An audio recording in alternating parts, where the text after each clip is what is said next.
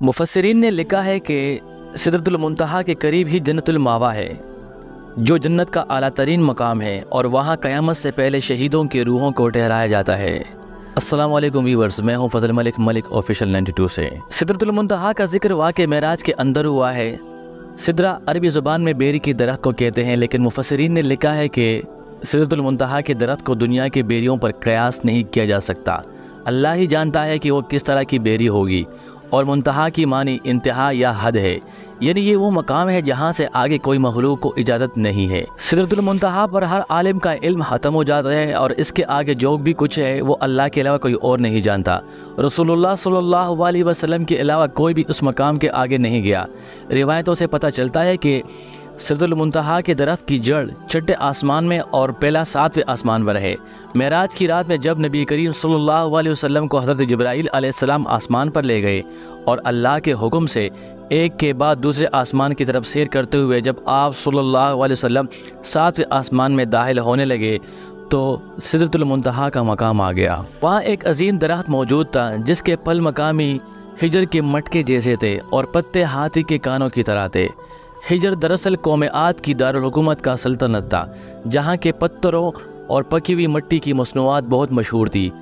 1700 सदी में शाम, लबनान और रोम के इलाकों में सिदर नाम की एक दरख्त पाया जाता था। दुनिया की बदलती आबो हवा और क्लाइमेट की चेंजिंग की वजह से साल 1937 में इस दरख्त की नस्ल ही ख़त्म हो गई। मोरहीन और माहिर नबातियात इस दरख्त की ऊंचाई 150 फीट और गोलाई 40 फीट लिखी है। इस दरख्त में होने वाले फल बिल्कुल हिजर के मटके की मुशाबिह थी। इस तारीखी दरख्त के जलाल और अजमत को देखकर इंसान हैरत में डूब जाता है, जो अपने दौर का एक अजीम और खूबसूरत दरख्त था। बाइबल मुकद्दस में भी इस दरख्त का तस्करा रीस के नाम से किया जाता है। हज़रत सुलेमान, हज़रत मूसा और हज़रत ईसा अलैहिस्सलाम के इरशादात में भी बड़े अदब के साथ इस दरख्त का नाम मिलता है, जिसमें उनकी अजमत बयान की गई है। मुकद्दस ज़बूर में इस दरख्त को द ट्री ऑफ लॉर्ड यानी खुदावंद खुदा का दरख्त कहा गया है।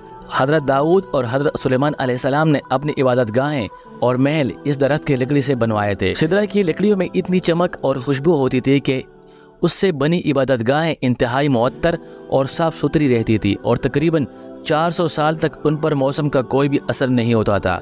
शाम, लबनान और यूनान के अलावा सिदरा का यह दरख्त हिंदुस्तान के हमारिया सिलसिलों में पाया जाता है, जिसे देवदार कहा जाता था। इस दरख्त को हिंदुस्तान में देवता का दरख्त माना जाता था, इसलिए उसका नाम देवदार है।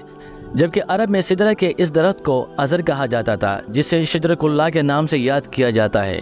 ये तीनों नस्ल के दरख्त असल में एक ही ख़ानदान से ताल्लुक़ रखती थी, और इस ख़ानदान में बेरी का दरख्त शामिल है।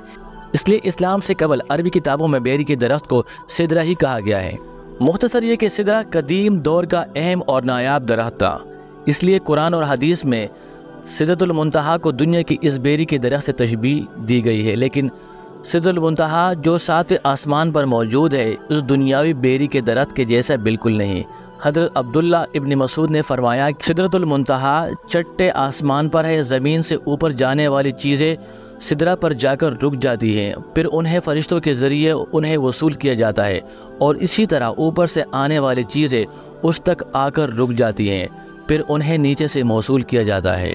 मुफस्सिरीन ने लिखा है कि सिदरा के करीब ही जन्नतुल मावा है, जो जन्नत का आला तरीन मकाम है, और वहाँ क़यामत से पहले शहीदों की रूहों को ठहराया जाता है। सिदरतुल मुंतहा के बारे में रिवायतों में आता है कि उसके हर पत्ते पर फरिश्ता खड़ा है जो अल्लाह की तस्बीह पर मशगूल है, और उसकी शाहों और पत्तों पर सब्ज़ रंग के परिंदों का झुंड बैठता है।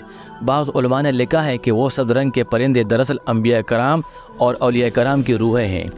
सिदरतुल मुंतहा ऐसा दरख्त है जिसके तने की चौड़ाई 72 साल के सफ़र के बराबर है, जबकि बेहतरीन सवार उसके शाहों के साये में करीब 100 साल तक सफ़र कर सकता है। जनाब रसूलुल्लाह सल्लल्लाहु अलैहि वसल्लम ने फरमाया कि सिदरतुल मुंतहा के जड़ों से 2 ज़ाहिरी नहरें निकलती हैं, और इसी तरह उसके तनों से 2 बातिनी नहरें भी निकलती हैं।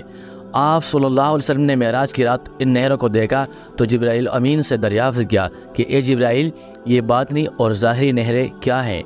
इस पर जिब्राईल ने फरमाया कि बातिनी नहरें जन्नत में हैं, اور ظاہری نہریں دنیا میں گرتی ہیں جو دریائے نیل اور دریائے فرات ہے۔ ایک نظریے کے مطابق سدرۃ المنتہا کے جڑ سے نکلنے والی نہریں اس دنیا میں ایک غیبی راستے کے ذریعے آتی ہیں، جیسے جدید سائنس کی زبان میں وارم ہول یا پورٹل کہا جاتا ہے۔ یہ وہ راستہ ہے جس کے ذریعے ہم لاکھوں کروڑوں نوری سال دوری کسی جگہ پر ایک مخصوص دروازے کے ذریعے چند سیکنڈ میں پہنچ سکتے ہیں۔ تو محسوس ہوتا ہے کہ ان نہروں کو اس دنیا میں لانے کے لیے اللہ کے حکم سے ان راستوں کا استعمال کیا جاتا ہے۔